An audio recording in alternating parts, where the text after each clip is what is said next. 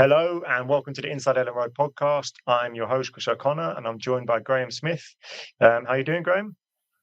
I'm fine, thanks. I saw a tweet at the weekend that I thought you would really like about me. Somebody was asking for more information on why on Be All and Stack, and they must have assumed that I could just wander down into the changing room, knock on the door, and say, "Daniel, why are these? What's wrong with these two?"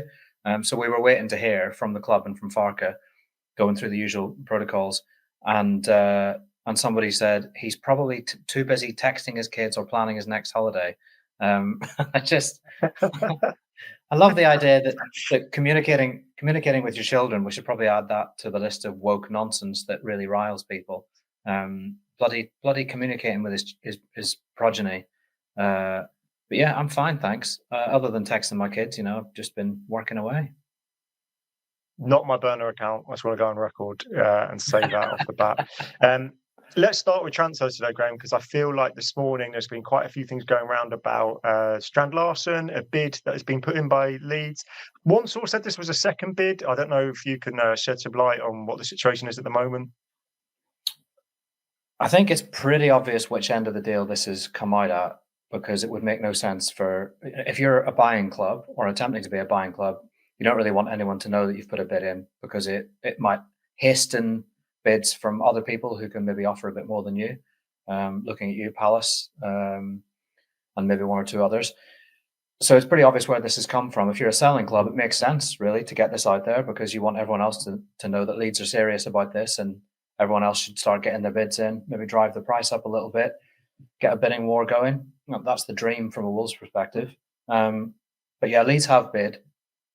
And I think sometimes people think it's just a case of faxing them £30 million and then faxing back the word no, and then you fax them back £30 million and 1 penny, and then faxing back the word no.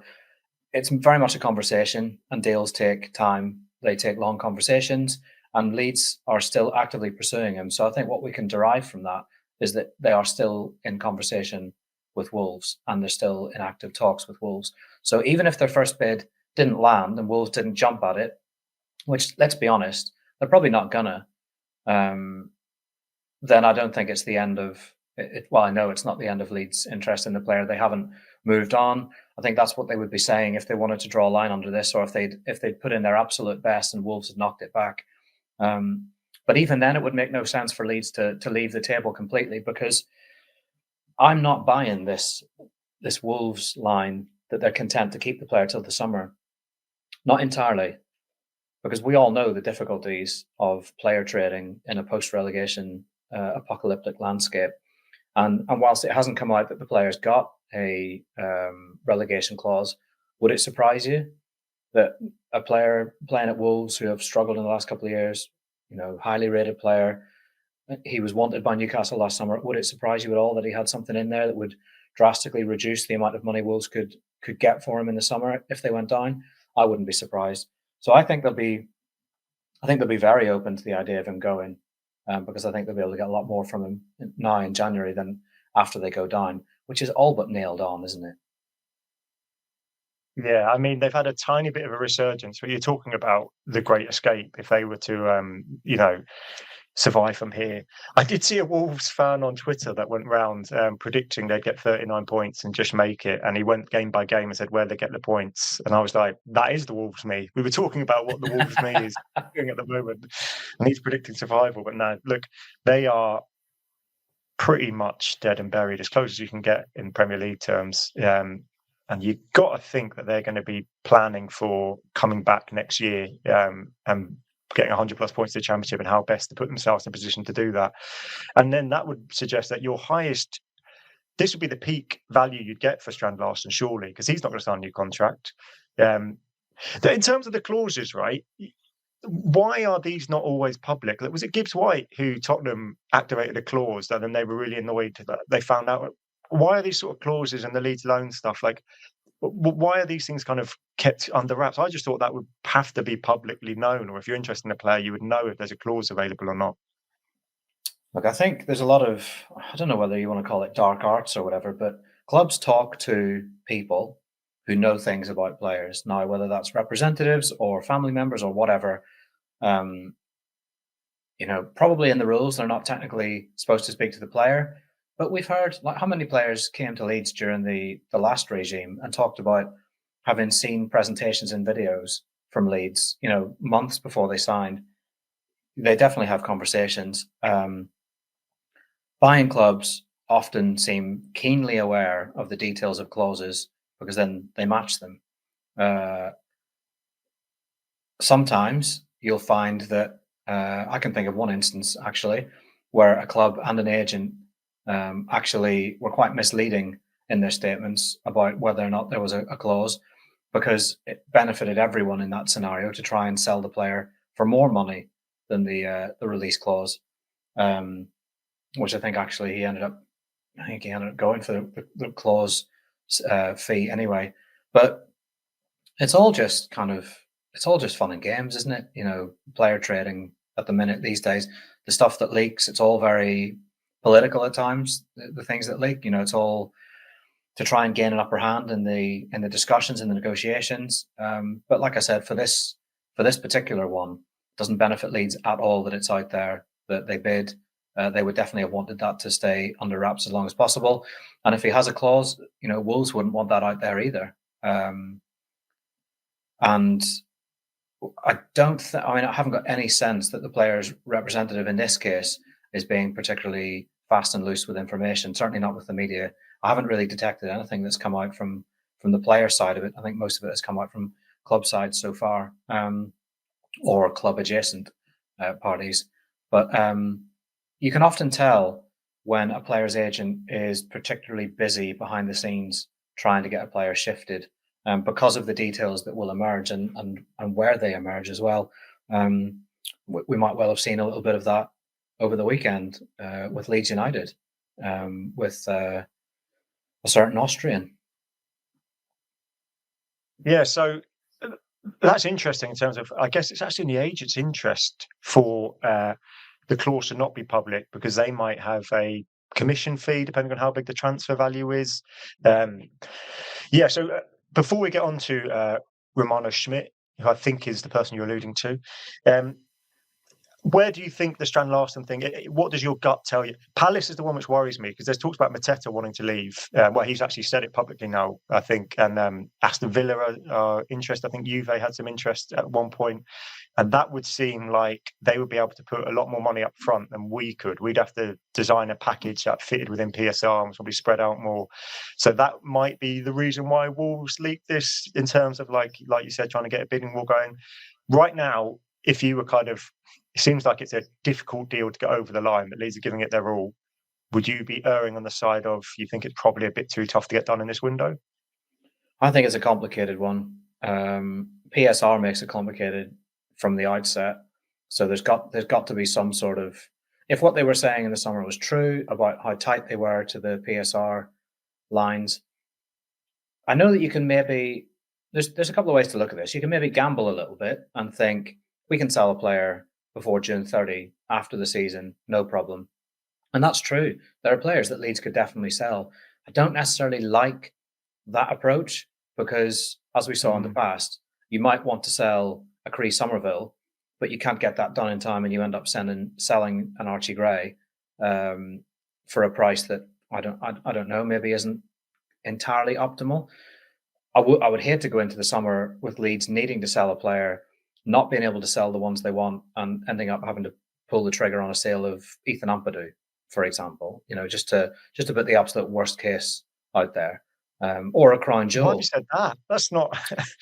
because I am the kind of parent, Chris, that prepares my children for eventualities. Okay, but what I'm saying is, I would not be in favour of relying on a sale before June 30, unless you know that you can get a Melier out the door or someone else. But player trading is, selling players as well is something that they definitely need to get better at. But it's definitely got to be part of their model as they go forward, buying players at a certain price and selling them on for more. Ampadu is definitely not one I would want to leave, particularly the way he's played this season and particularly the way he's played of late, because he looks like a Premier League player. and he's the heartbeat of the side. He's the captain. He's so important. What I'm saying is that's a worst case scenario, isn't it? Where you end up having to panic sell somebody so that you don't breach PSR. It would be more ideal to sell someone in this window. Who that would be, I think there's only a very small number of candidates, because you don't want to harm your survival prospects at all. It's such a balance, isn't it? A balance between keeping the squad happy, intact, good enough to stay up, but also staying within the financial boundaries. I mean, the obvious candidate that everyone will look at and talk about is Joel Peru. He's not getting minutes. He wants to prove himself as a Premier League player, so he's not pushing to leave. I just don't see how he's going to prove himself as a Premier League player at Leeds. Leeds, who have Calvert-Lewin, Mecha, Okafor, and are trying to bring in another before the deadline. It's only getting harder for Joel Peru to prove himself as a Premier League player at Leeds. So if there was a way to get him out in a permanent deal that helps offset PSR, or even a way to crowbar him into a deal with Wolves, I don't know what appetite there would be at Molineux for that. I can't speak to that. But I don't know. There's a just purely me speculating. There's logic to it from a player's point of view. He goes to Wolves, plays in the Premier League for 6 months, probably gets more minutes than he gets at Leeds. And from a Wolves point of view, you're going down, you want a Joel Peru up front. And from Leeds' point of view, it makes sense as well. So if there would be something to be done there, that would be ideal, I think. But PSR makes this one difficult. The competition that they've got makes it difficult as well. It just looks like a difficult deal, but they obviously believe there's a chance.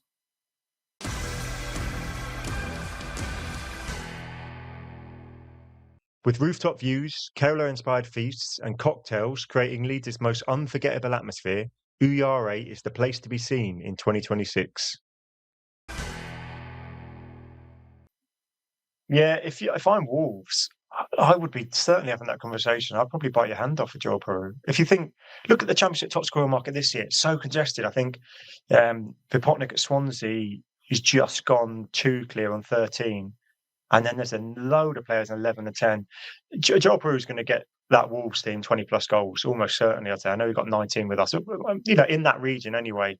And if you've got a player doing that, you've got a very good chance of going up. So that would tick a lot of boxes. I know it's looking hard for him here, but if we are playing 2 at top, which we've only started doing since the Man City game, Okafor hasn't exactly seized that role as his own.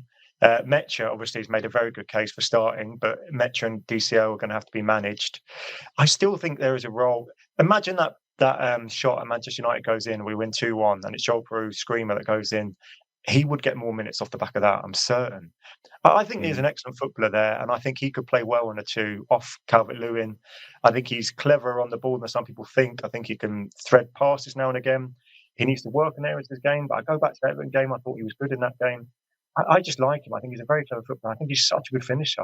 I would like to see him get a chance to lead, but I understand the reality of if he was included in the deal with Strand Larsen, I can see the logic on all sides.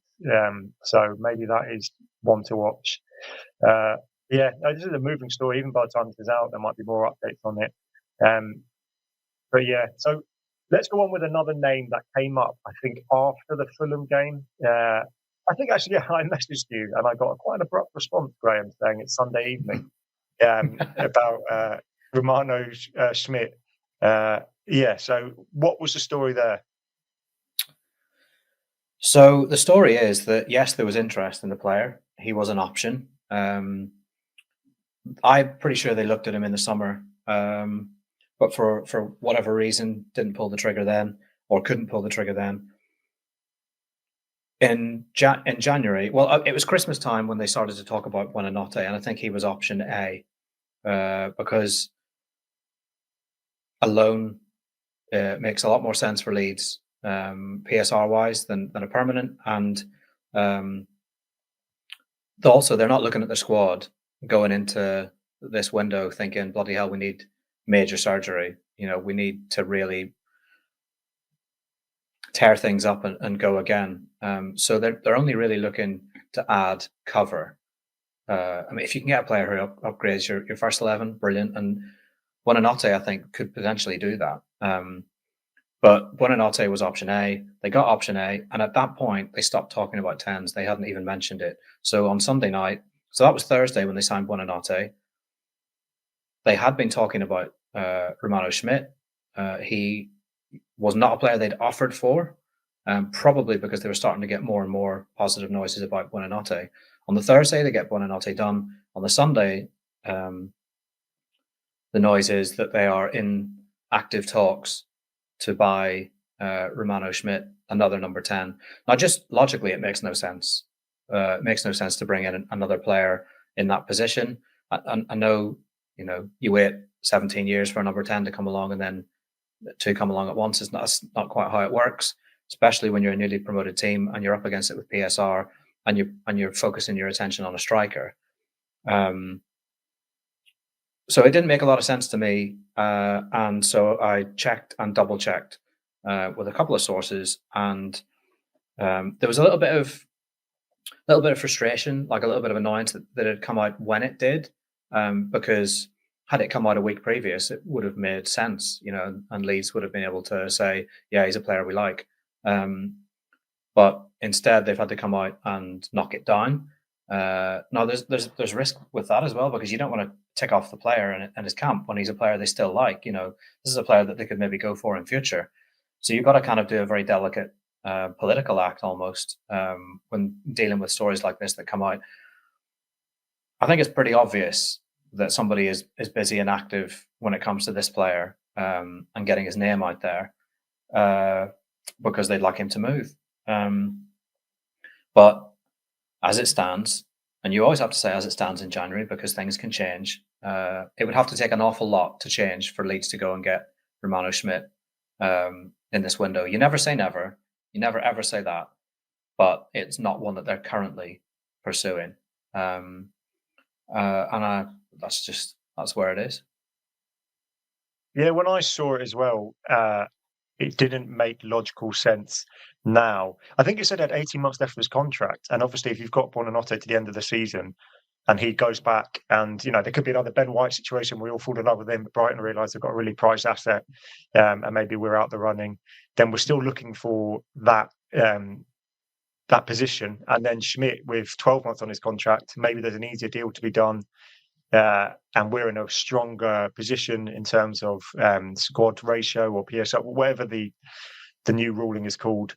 It would make sense then. But yeah, now it seemed, it felt a little bit like sometimes what West Ham and Forest, that kind of panic buying where it doesn't seem like it's all adding up, or like it feels like we're not that club, and I like that. It feels like we are very strategic about who we go for and when we go for them, and there's a plan. And that didn't feel like it followed a plan after we got Buonanotte. You'd be very kind of, maybe out of character, Graham. You haven't actually called out Fabrizio Romano, who I think is the one who broke this. So, yeah, I don't know if you want to have a, or do you want to just stay smug and just shoot it down as he tees him up? There's no smugness here, and as ever, Chris, I'm a lover, not a fighter. I'm not out here looking to make any enemies. I am out here to try and enjoy my Sunday nights on occasion, but obviously we can't have everything we want in life, can we? Certainly not in January. Just one of those occasions when the noise doesn't quite match the reality. But you have to understand how this whole thing works as well, and why noise comes out. Somebody said to me at Leeds, somebody who's involved in the 49ers still, they said that 2 summers ago, when a story comes out, you always look at the why. Who does it benefit that it's coming out? And last weekend, it certainly wasn't benefiting Leeds. Not sure, maybe it was benefiting his club. But maybe there was someone else that it was benefiting to have that come out. But yeah, as far as we know, and as far as all the people we speak to, the number 9 is the priority. But as the press conference showed this week, there's also an awareness when it comes to left back. Yeah, that was going to be my next question, because if we can, looking at the situation as it is, and they've made a bid for Strand Larsen, it seems like they can make a financial package work if the right player comes up. And maybe they don't get Strand Larsen over the line and they think, you know what, there's no second option we can do now. Maybe covering left back, or maybe it's and Strand Larsen and the left back is something. If a kind of the right player becomes available, it looks like there's room to be able to do something. I'm going to not mention centre backs. I know some people have mentioned it, but he basically shot that down in the Fulham press conference interview. He said, "Look, Biol is looking like he'll be back, and I think he's progressing quite well. And unless that was to change, they feel like they're okay there. So I don't think that will be one they do." But it'll be centre forward and or left. Well, maybe a centre forward and maybe a left back. Could be 0, could be 1, could be 2. Yeah, I think more likely to be 1 than 2, but could still be 0.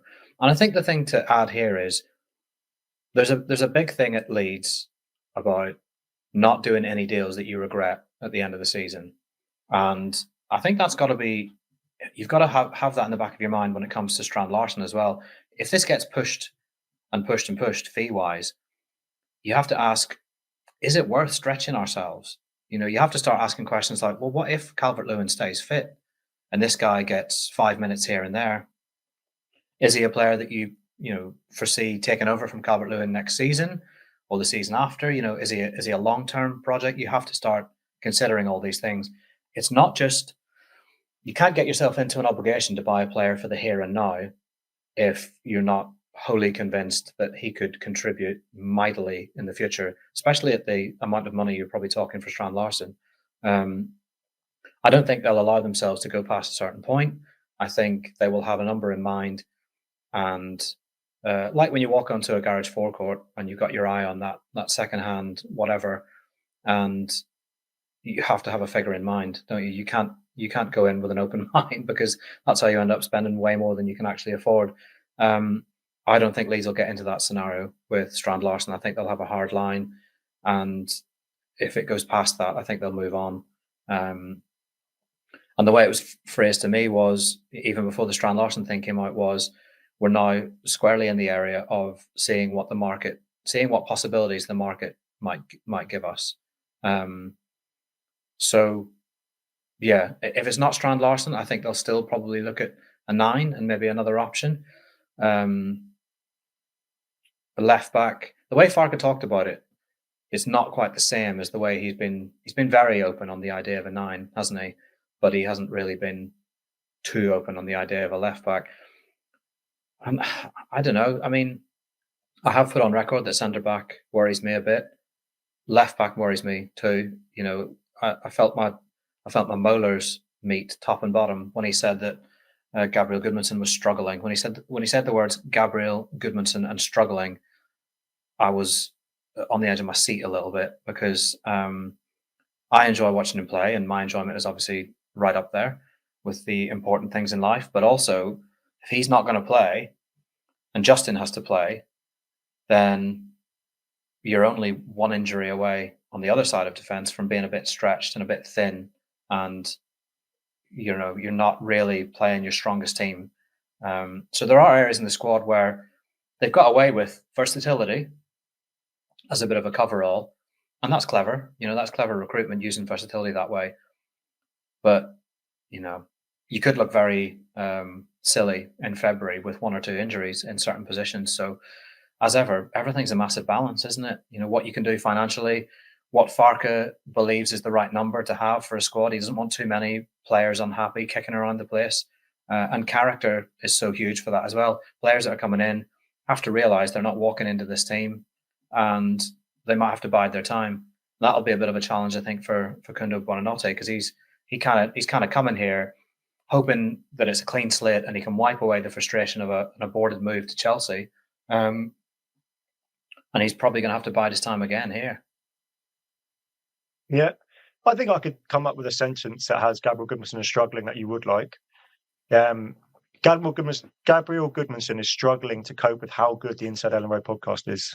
I think that'd be a positive one. But yeah, no, look, he was so good at Fulham. I thought that was his best performance of the season.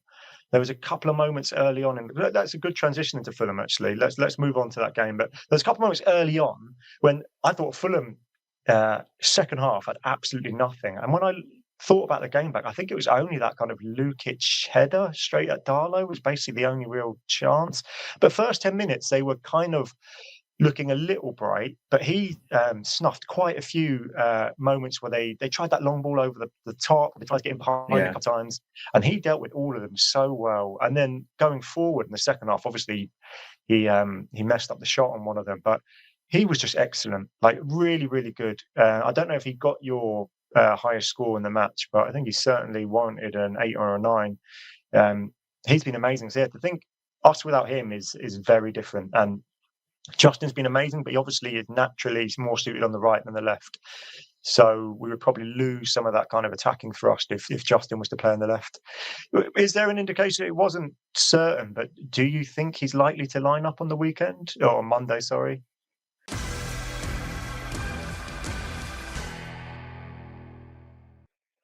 Book your lunch, dinner, or even celebrate a special event with Skyline Dining, bold South Indian flavours, and a rooftop elegance to guarantee an experience which will last forever.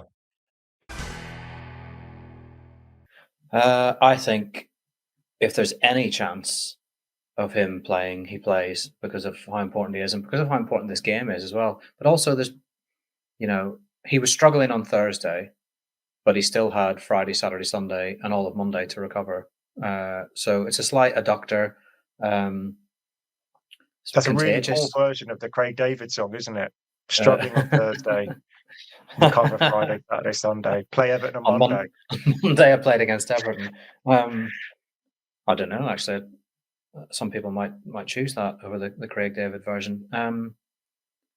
Yeah, it's an adductor thing, which seems to be quite contagious at the minute. I don't know what they're doing with their adductors down there that they need to stop doing. But it sounds like a minor thing, so he's got a chance. I mean, they're not going to take a risk with such an important player. But also, I think if he's there or thereabouts, he probably starts. He was great against Fulham. I think I gave him a 9.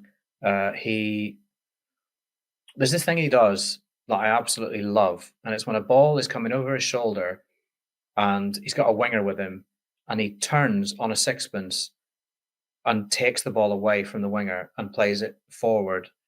It's just he's so smooth in the way he does it. His ball carrying, the way he slaloms out of pressure, kind of comes inside with a bit of a body swerve. I think, did you say it in Elland Road that you couldn't understand why he didn't have more goals and assists? Did you say that out loud? Yeah, I said that a lot of the question marks when we signed him were people going through his numbers and saying, oh, he hasn't got many. I think he got 1 assist last year. And people saying, oh, look, he hasn't really got many good attacking returns in terms of goals and assists. But his actual numbers in terms of like meters and forward run stuff were good. But that could just be luck, right? Like there's so many times this season. I remember, I think it was the Newcastle Everton game early on, we put a ball right across the box, like begging to be tapped in. Obviously, he had a poor finish in the game today. But yeah, his goals and assists probably don't line up with what we see from him going forward. Yeah. I love watching him play. I really do. I think he's an absolute joy to watch. He just seems like he's so up to the level in the Premier League. And we've said it before, we've said it about Bogle and others, there will be games in which he comes under pressure because you're playing against elite, world-class wingers. But if you come into the Premier League in your first season and play like this, you are a player, an absolute player. Just to further prepare you for doomsday eventualities, a colleague of mine's a season ticket holder, and you know what I'm going to say. He is adamant that they won't hang on to Goodmanson beyond this season because he's that good. He thinks he's the why during January, which is like notoriously hard for people. You've joined for an doing, and now Goodmanson. Well, they're going to have to pay us. What I'll say they have to pay a lot. Of money. Yeah, they would have to pay. You'd have to pay a huge sum to get him now. Good recruitment from Leeds, to get him, and also sometimes it feels like a club is totally in control of a transfer. There's times when they're not, right? When they're in for a player and it seems to be going quite well, but then it slips through their grasp, right? And we saw that last summer. We saw it with Buonanotte. We saw it with Pajone. We saw it with Harry Wilson. Leeds were never fully in control of those. But it felt like with Goodmanson they had it just locked down really early, and he was just sold, and he was coming to Leeds no matter what. Which is it's fantastic, really, when a newly promoted side can buy a player of that quality at the price as well, and it all goes so smoothly. That's the dream, isn't it? That's quite literally the recruitment dream. Yeah, he's fantastic, Goodison, and he was so good against Fulham. The way he controlled them down that flank and the way he got forward as well, he should have scored, or got an assist when he gets into that unbelievable position. Who was it played it was Okafor, wasn't it? Okafor had this little really good, really nice piece of play. It was like I don't know if you ever played that NBA game where if you scored like three pointers in a row, a player caught fire and everything he did was fantastic for like a small spell. Okafor had a little spell like that where he drifted a little bit. He hadn't been amazing. His first half wasn't great. And then all of a sudden he's just everywhere, picking up the ball in dangerous places. And he plays that lovely reverse pass into the path of Goodison. And I thought, this is it. This is your moment, Gabby. Get your 10 out of 10. And he let me down. Yeah, we were talking at half time, I think, about maybe the Okafor starting up front experiment. Maybe this was the last game and he hadn't quite seized it yet. And then that second half, he came out and he was brilliant. He was really good. So again, it's another question mark in terms of Everton, which we'll preview in a bit. But yeah, that chance was, I think, maybe early on in the second half. And the first half, there wasn't much to write home about. Marco Silva, I thought, was very honest in his post-match kind of analysis about the game. He was very complimentary about Elland Road. He talked about the fact that the first half didn't have much except for the Aronson chance. And that Aronson chance was actually quite a telling moment in terms of his journey. Because if you just go back a month or 6 weeks, that would have been groans in the stadium and probably worse. But no one batted an eyelid. He got in the right position. It wasn't a good finish at all. It's probably a harder chance than it actually looked. But because of what he's given us and what it gave us the rest of the game, it was fine. No one was too angry about it. No one was too upset. And that was the moment of the first half, really. I think that was the only really cutting-edge chance we had, and I thought we edged it. But then second half, we absolutely shut them down. And we previewed this game saying that Fulham are a good team. I know they had some players missing, but Smith Rowe was still there. Wilson, Jimenez has had a bit of resurgence. They're a good side, but they just could not get on the ball in the final third. It could not make anything happen. And it would have been another kind of. We've had so many games this season we've been good in and not quite got what we deserved. And this was looking like one where Fulham would have gone home very happy with that point.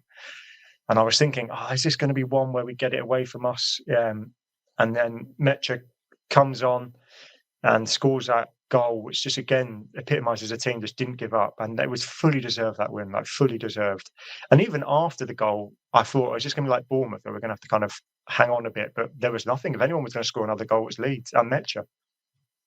Yeah. Mecha kind of recovered from a kind of difficult start. I think I had my head on my laptop writing something, and you were groaning and swearing and being really angry because I think he'd given the ball away cheaply. He misplaced a pass which put Fulham on one of their rare forays into a half, and I wasn't swearing. It was a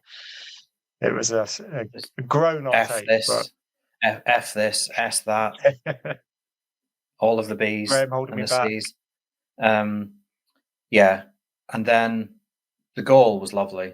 The goal was really, really lovely. And I think what epitomised Leeds and it's kind of like a little microcosm of their season and what they should be thinking between now and the end of the season was Ampadu making a forward dart into the right wing position.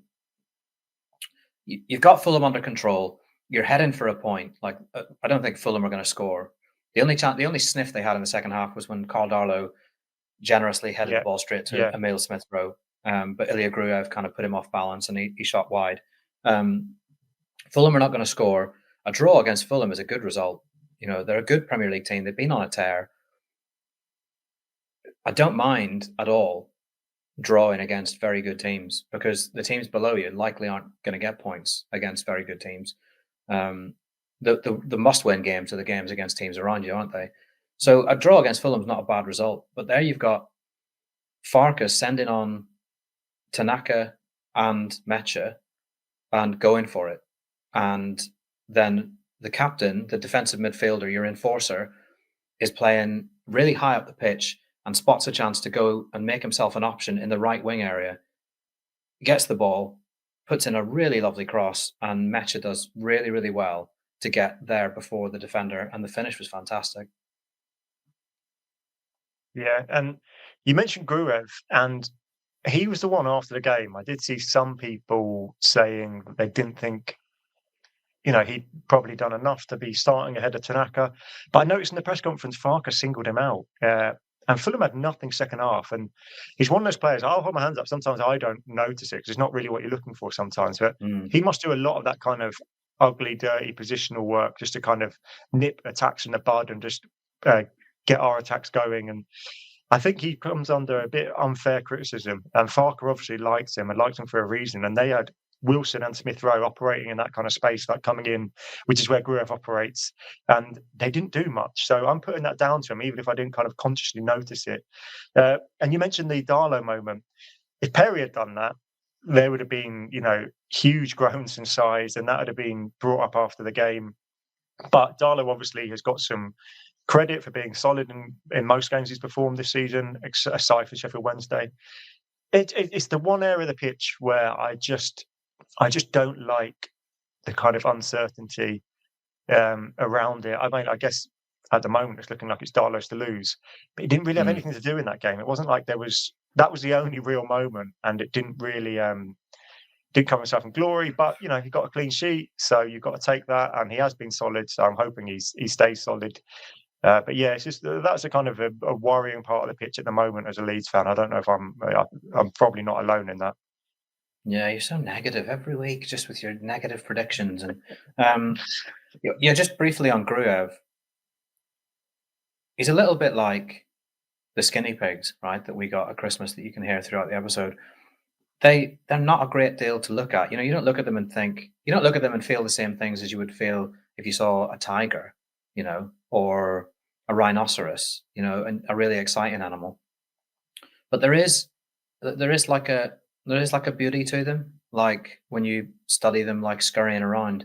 And what Gruev does that I think Farke really appreciates is help Leeds control counterattacks, rest defense and all of that stuff. His defensive awareness and where he needs to be in case Leeds lose the ball, or as soon as an attack breaks down, you watch him, he makes good decisions on whether to run forward and press to try and get the ball back, or to look for a man to go and mark so that he doesn't get the ball and can't lead the counter-attack.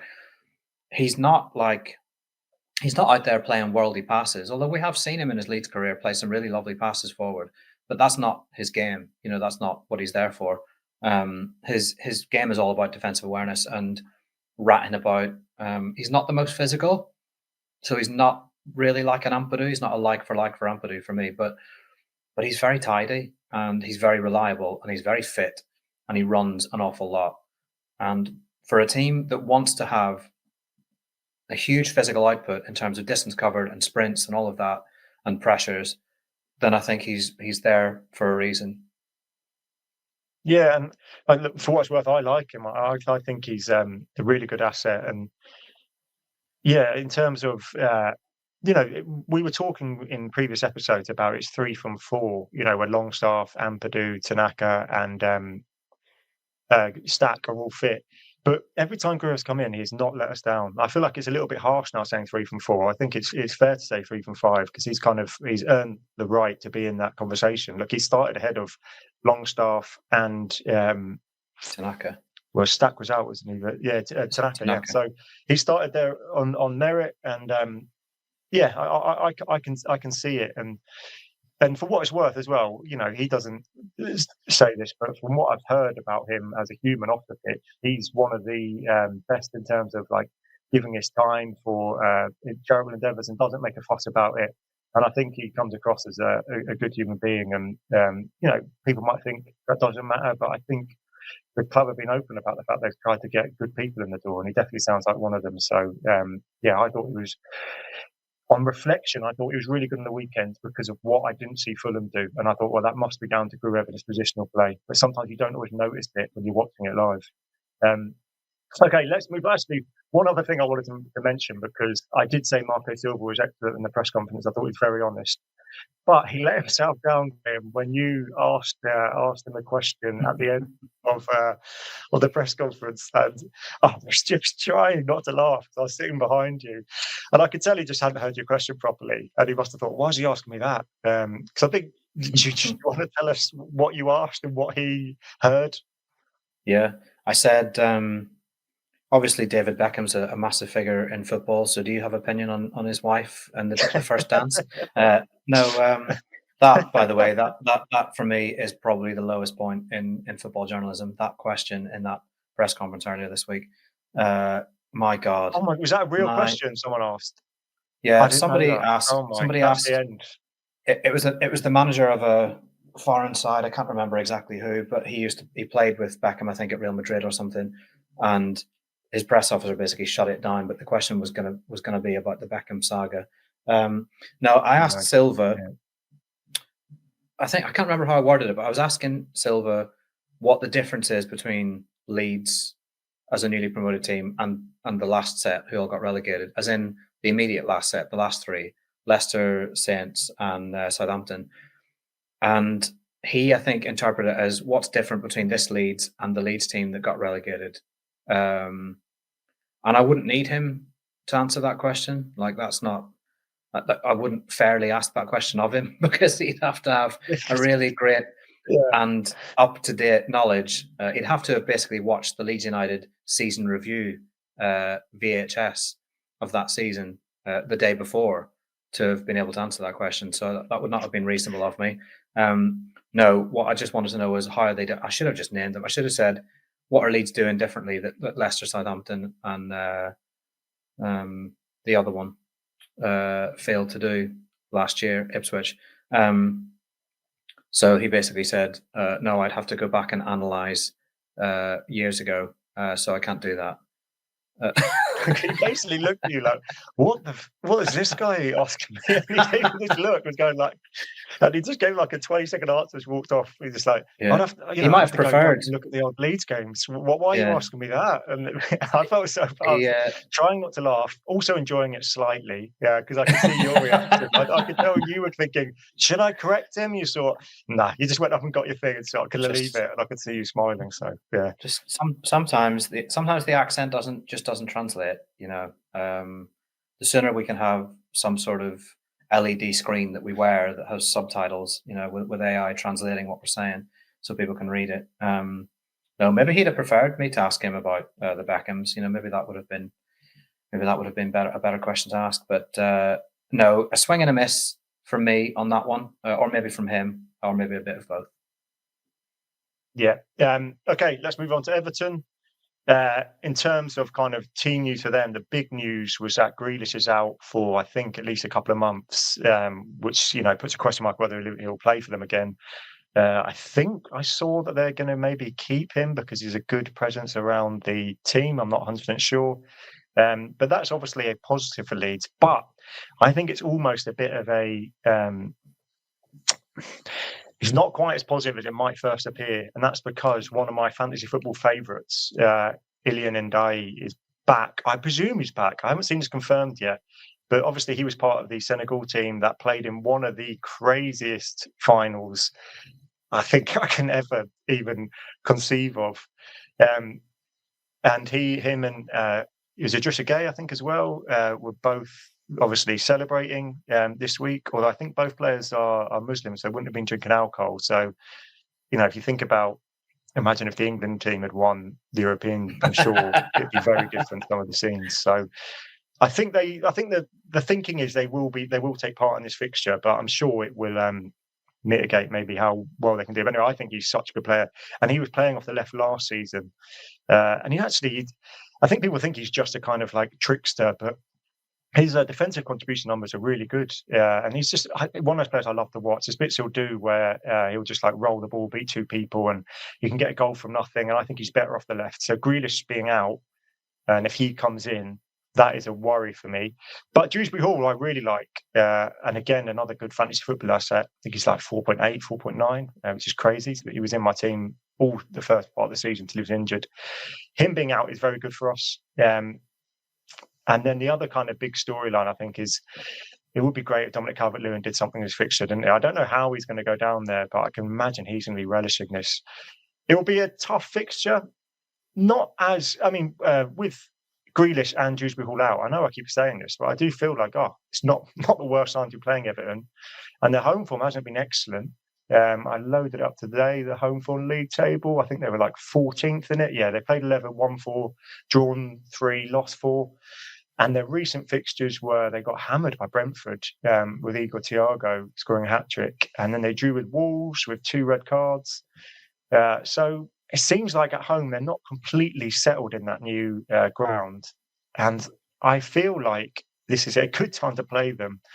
And I feel like we can definitely go into this fixture. This isn't me being delusional, just confident that we can compete and, try and win this game. And if not, it's a very good point and we tick over. And hopefully that 8-point cushion increases or stays the same.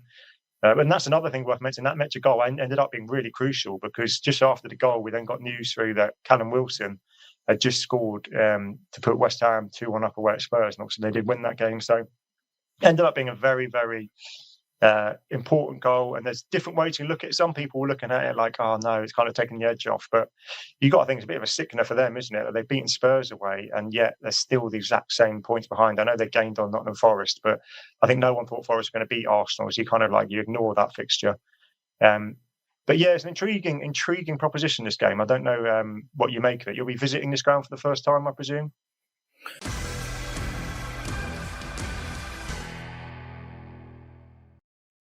Reserve your table at www.uyare.co.uk, where South Indian Soul on Leeds' most sophisticated rooftop terrace is a must for your social calendar in 2026. I will, yes. So do you want me to go back and address all of the 17 points you made there, or just some of them, or pick my favourites? Or actually, I want to talk a little bit about Njai because I too love him. And in fact, I think I probably loved him first. Before you loved him. From Sheffield United, you're going to say? Or... well, yes, because, actually slightly post Sheffield United. So one of the other school dads, when one of my sons was at primary, has a house clearance company and was called to Njai's place when he moved on from Sheffield United. He went to Marseille, did he? Did he go to Marseille? He went to France, didn't he? Definitely went to France. I think it was Marseille. But he left an absolute shed load of stuff in his house that this house clearance guy goes and clears the houses out and then probably just disposes of it or sells a lot of it or whatever. But there was a jacket, like a training jacket that he'd left that then ended up in the hands of my son. My son came home from school with it. So I'm wondering if I could perform some sort of ritual with that jacket just to not wish him harm. I don't want to wish him harm. I'm not going to wish him a hamstring strain, but maybe just a lack of confidence because his ball carrying ability worries me. So good. It was Marseille, Graham. You're correct. Yeah, I've loaded it up. Thanks. Yeah, Thank well done. The way he goes past players like they're not even there is just absolutely fantastic. The roulettes and the step overs and just jinking in and out. He's absolutely brilliant to watch, and he is capable of unlocking a defense at any level.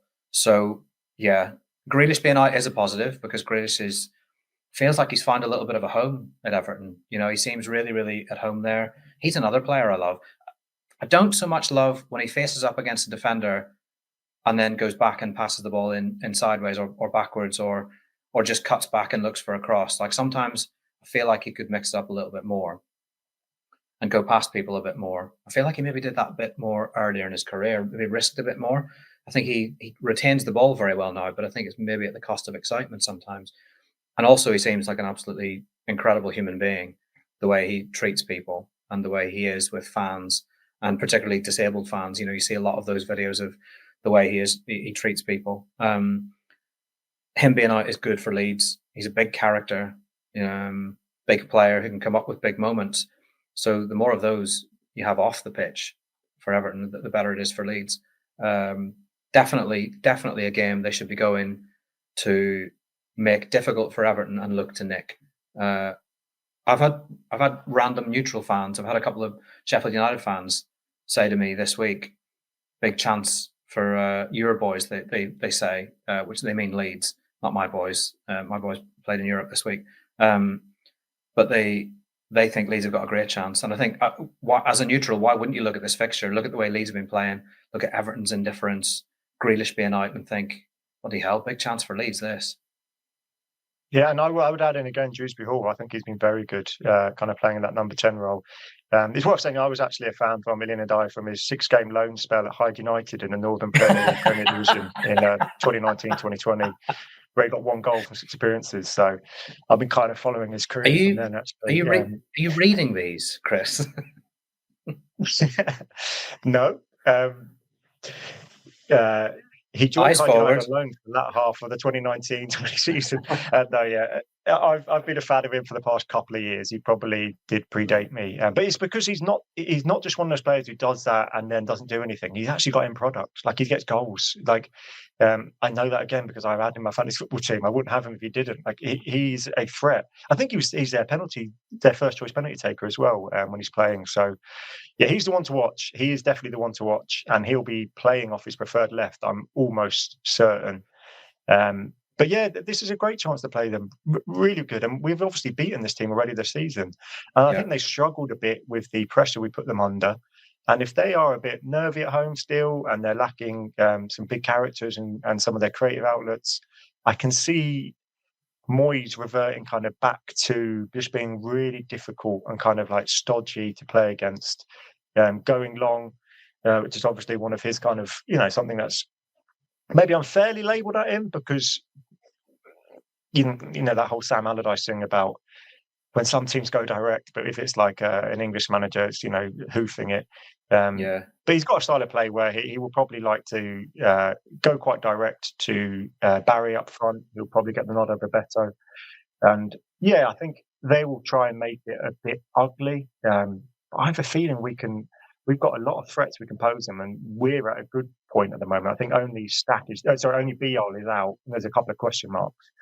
So yeah, I'm very intrigued with it. So I go into it with confidence, but I think it's kind of like actual genuine, like founded on fact and reality confidence. And I'm hopeful. When you were talking about Grealish there, it made me feel like he is you could do a study of modern football on him, because if he was in the 70s, 80s, 90s, the managers would just say, have your socks down, get on the ball, take one on, do what you want. But the kind of modern football is being so coached and tactical now. That edge has been taken off his game since he was at Man City, hasn't it? That kind of Roy the Rope style he used to have at Villa. And it's kind of interesting that, like, I love those sort of off-the-cuff players, and I feel like it'd be nice if we had a bit of a kind of renaissance and that coming back, and with some players just having the freedom to do what they want. But yeah, it's a intriguing proposition. I really fancy us to win this. I fancy us to get something, and I actually think Buonanotte is going to play a part. That's my inkling. I don't think he'll start, but I think it's quite a good fixture for him. Although Aronson's form, I was thinking about what Farke is going to do, and he has that kind of 3-4-3 up his sleeve now, where he might start when we have the ball, Aronson and Okafor either side of Calvert-Lewin. And Buonanotte would be excellent in that position, but he's probably more suited to the right, which is where Aronson is playing. So I don't know what he's going to do in this fixture. I'm not even going to try and predict Farke's team sheet, because every time they come out, they're just so different to what I expect, which is a strength. But whatever team he does put, I think we can cause him loads of problems, and I expect us to win this. Yeah, I'm going to go for a 2-1 victory. Probably Njai scoring for them. I don't think my voodoo will work. So yeah, I think they'll win 2-1. I also think, like, maybe getting ahead of myself a little bit, but I can do that because there's no consequences for me if they don't. If results go their way and they win this game, I think they're in an almost unassailable position, and I think it's massive. I think it could be. Let's be realistic about the teams below them and what's to come. And I just look at Elland Road, and I look at the games to come at Elland Road, and I think all the points you need are there at Elland Road. So if you win this one away from home, it's a huge bonus. And it's another thumb in the eye for West Ham, who, yeah, maybe they're looking at Forest, and maybe that win over Spurs they'll see as a turning point. But also, you know, you dig out a result against Spurs that you're not expected to get because you've been pretty rubbish this season. Cree Somerville suddenly doing bits. And then you see that Leeds have actually dug out a late winner against Fulham. And you think, oh, for God's sake, they're still 8 points clear. If they stretch that lead any further, I would be feeling more and more confident about staying up this season. Because I just look at the squad and I think they've got results in them. They've shown us that we were all wrong about saying they didn't have goals in them, with our big concern before Man City. And also, not all of us. And also, you just think, like you said, what a strength it is to not know what Farke is going to do. It's not a 4-2-3-1 that you can completely predict on a Friday before the game. It's not that anymore. You don't know if it's going to be two up top. You don't know if it's going to be a lone striker with two either side who drop back in. You don't know if he's going with three at the back. I think he probably will. And also the lineup in the midfield. Like, you just don't. Is Stack going to come straight back in? Is Tanaka going to get a chance? There's a lot of variables now for opposition managers to worry about and concern themselves with and try and prepare for. And it must be difficult, you know. Buonanotte, interesting that Farke said he needs time to learn the processes. That almost kind of dovetails with what you said about Grealish in the modern day game. You know, you've got this little jinky number 10 right wing blend who can play a lovely pass through lines, but he's got to learn all the process. He's got to learn where to be off the ball. And we know that he's got a good work rate, but Farke is very much a process-led manager. You know, when the ball goes out left, you see him pointing to his right back or his right wing back where they need to be, and they need to be high and on the right. And he tries to use this kind of pendulum motion to stretch teams. Everyone knows their role and where they need to be at any given moment because it's drilled into them. So Buonanotte has to have that drilled in before he can kind of get on the pitch. But just a few minutes would be nice, wouldn't it? Yeah, I would like to see him get 20, and I don't think it'd be a luxury. I think he actually suits his fixture quite well, and you know, he's very well known for his kind of work rate off the ball. He's just one of those players who can run for days, and he's got quality. So coming on late, maybe for Okafor, maybe that's the two. You kind of give Okafor 65-17 and he can come on. I don't know. There's loads of options. I was just looking at the fixtures in the weekend. West Ham at home to Sunderland and Forest are away at Brentford. West Ham's probably the more favourable fixture because they're at home, but then equally that place can turn toxic if Sunderland go one up. And we'll know whether there's pressure put on us or not by the time we play. So it will be interesting if both of those kind of lose, at least get a result. An interesting thing yesterday as well, Nottingham Forest lost, which means they have 2 extra games in Europe now. I think they go into the playoffs.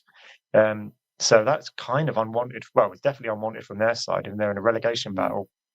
That bodes well. Look, it's looking good at this point. You just can't. You can't get ahead of yourself at the moment. If West Ham win and we don't, that gap's now down to 5 points, and then you're into 2 games. So I'm going to be worried until the end.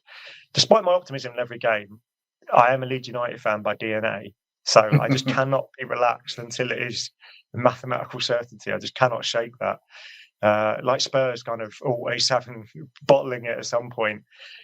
Leeds United fans will be worried until it's all clear. But when you look at the home games we've got left, it's looking good. We're in a good position. And you predicted 2-1 Leeds win. I'm going to go 2-0. I think Ndai's the one to watch, but I don't think they have much outside of that. And I think if we can kind of maybe Justin or whoever's playing on the right, if it will be maybe Bogle, if Justin's going to cover for Goodison, but maybe Rodon or whoever it will be, if we can just keep him quiet as much as we can, I think we might nullify them. And I think we can cause some problems. I think we'll win 2-0, Calvert-Lewin getting one of the goals and not celebrating. That's my prediction. Just looking at the table, right? 25 points from 22 games. You think it's within this team's capability to get 13, 14 more points from, 16 games left? This is kind of not counter to what I'm not going to be relaxed until we're safe, but I still look up the table. I still think if we can get in that pack, we've quite a nice run in, and I don't think it's kind of beyond the realms of possibility. So say we won this game and Bournemouth and Spurs slipped up. We're 14th and 28 points. I still think this team could finish. I said 9th to 14th as my prediction start of the season in that region. I still think that's on. I still think this team is capable of getting over a point a game in those remaining fixtures, which would put that possible. Palace look like they're in a bit of a mess at the moment with the manager. Oh, I think it's been a little bit unfair. He said he's leaving at the end of the season and then was annoyed they sold Gahey, who's going to go on a free at the end of the season. So he's not going to be there next season, so it's not his problem. And they've obviously taken a fee. I know modern football's, all of us hate the fact you kind of have to sell your best assets. But I've felt he's kind of thrown them under the bus a little bit there and maybe tried to protect himself a bit. I don't know. I was going to ask you, Graham, what was your take on the Senegal Morocco final? And what do you think? Because I was umming and ahhing over it, because obviously everyone's like, oh, it's a disgrace they walked off. But I think if they didn't walk off, I think they lose that game. I think he scores the penalty. I think if you walk off the pitch, then you should forfeit the game. I think it's a complete disgrace to leave the pitch, regardless of whether you think it's a penalty or not, and it was soft. I don't know. It's a disallowed goal for me before was absolutely disgraceful. Yeah, but is it corruption? Like, is it to the level of corruption? I mean, we see VAR mistakes in the Prem all the time, and even if you get something horrendous happens against you, you've left the pitch, you left the match. Like that should be that. And it must have been like Sadio Mane, like trying to bring them back on. Like he must be thinking, "Oh, come on, guys, come on, we're better than this." And they are better than that. They've got some great players. Walking off the pitch was terrible for me. I think, to be honest, my just favourite takeaway from all of it was the substitute goalkeeper for Senegal physically fighting with ball boys to protect the towels for his goalkeeper so he could dry his gloves. Absolutely unbelievable scenes that just, you think, oh my God, can you imagine at Elland Road if like the ball boys were wrestling with the opposition backup goalkeeper to try and steal the tiles and throw them into the side stand? Like, I just hope I live to see something like that in person, because it would just fill me with so much joy. Yeah, look, I do agree. You can't walk off the pitch, but it just felt. Imagine England had got to a final and they didn't have that goal given, and then the penalty went against them, and they scored it. There would be people looking to invade said country. It would be unbelievable scenes. It would be brought up in the UN. The Prime Minister would have to say something. So it did feel like, in a way, justice was done, but they shouldn't have tried to leave the pitch. And that penalty is going to haunt Diaz for the rest of his life, isn't it? I just hope he maybe comes out and says, I did it for justice. That's what I'd be saying. Rathamization after, but yeah. That is definitely what I would be saying. Are you saying you faked high blood pressure? That's exactly what I would be saying. Yeah. Okay, let's leave it there. Unless I've got one little plug for. I launched a audio podcast series this week called Ups and Downs. So if you didn't get a chance to see through it all together, hopefully it's kind of in the vein of some of the multi-role characters, some of their conversations. It's basically detailing the lives of two Leeds fans. They talk about the week's fixture, also a bit about their own lives. So they're short, like 5-10 minute episodes. It's got Dean Smyth of the Square Ball, and also who's in Through It Together, and a good mate of mine, Paul Fox, who's been in quite a few things. You might remember him as the drug dealer in Ladhood. He's done a few things on telly. He's a fantastic actor, and it's produced by Ed Heaton. All Leeds fans were just mates, and we thought we'd set something up that seems like something different. Haven't seen it really done before. And look, as a Leeds fan, I want Leeds to have the best football team, the best stadium, the best poets, the best musicians, the best podcasts, the best drama shows, the best films about them. I just like being part of the kind of Leeds creative sphere. So, yeah, we're giving something a go. It's called Ups and Downs, the Leeds United audio podcast. and should be on your podcast feeds, but any listens would be appreciated. Anything from you, Graham? No, subscribe to my newsletter. This week it's a Q&A. I've got tons and tons of questions, so I'm going to sift through those today, Friday, and then send out the answers to the subscribers. That's all from me this week. How many of them are not fit for public consumption that you get? I'm saving it as a treat. I haven't read them yet, but there will be at least one, I'm sure, that either asks me about fighting Phil Hay or Popey or Baron, or is animal related in some way. I was very tempted to put some in, but I actually didn't. So there you go. Okay, everyone. We'll speak next week and preview the Arsenal fixture, which I'm really excited for. I'm looking forward to that fixture now. In fact, Everton's quite good as a warm-up for that game in some ways. They're quite a physical side. A bit like, when Tyson Fury's coming back and they'll give him kind of a warm-up fight. I feel like Everton's quite a good kind of warm-up fight for the Arsenal fixture. So let's hope we can get a win in this one. Okay, everyone. Speak soon. Bye-bye.